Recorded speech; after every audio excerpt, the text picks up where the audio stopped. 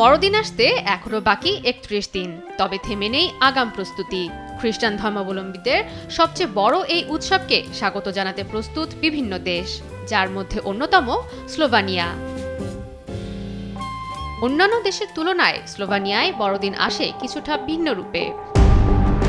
আনন্দ উৎসবের অংশ হিসেবে তারা বেছে নেয় ভয়কে।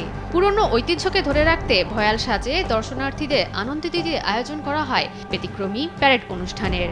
গেল শনিবার এমনই এক প্যারেড অনুষ্ঠিত হয় স্লোভানিয়ার গরিকান অঞ্চলে।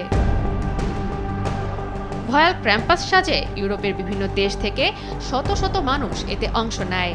অংশগ্রহণকারীদের পরনে ছিল বড় বড় শিং, ভারী চেন, ভীতিকর করাত এবং ছোট আকৃতির মোটর বাইক। এই সময় বিপুল উৎসাহে তাদের স্বাগত জানাচ্ছিলেন আগত দর্শনার্থীরা। মধ্য ইউরোপীয় লোককথার এক উল্লেখযোগ্য চরিত্র ক্র্যাম্পাস। প্রচলিত বিশ্বাস অনুযায়ী প্রতি বছর সেন্ট নিকোলাস যখন বড়দিনের উপহার দিতে আসেন, তখন ভয়ানক ছাগলের মতো দেখতে ক্র্যাম্পাসও থাকে তার সঙ্গে। তার কাজ হলো দুষ্টু শিশুদের ভয় দেখিয়ে ভালো কাজে উৎসাহ দেয়া। ধারণা করা হয় এটি আসে নরকের মতো জায়গা থেকে।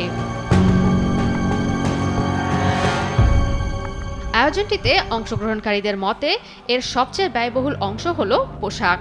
সব মিলিয়ে একটি পুরো সেট বানাতে খরচ হয় ২ থেকে ৩ হাজার ইউরো। এবার দ্বিতীয়বারের মতো আমি আয়োজনটিতে অংশ নিয়েছি। প্রতি বছরের মতো এবারও এটি দারুণ ছিল। এত মানুষ আমাদের দেখতে আসে, এটা সত্যি আনন্দদায়ক।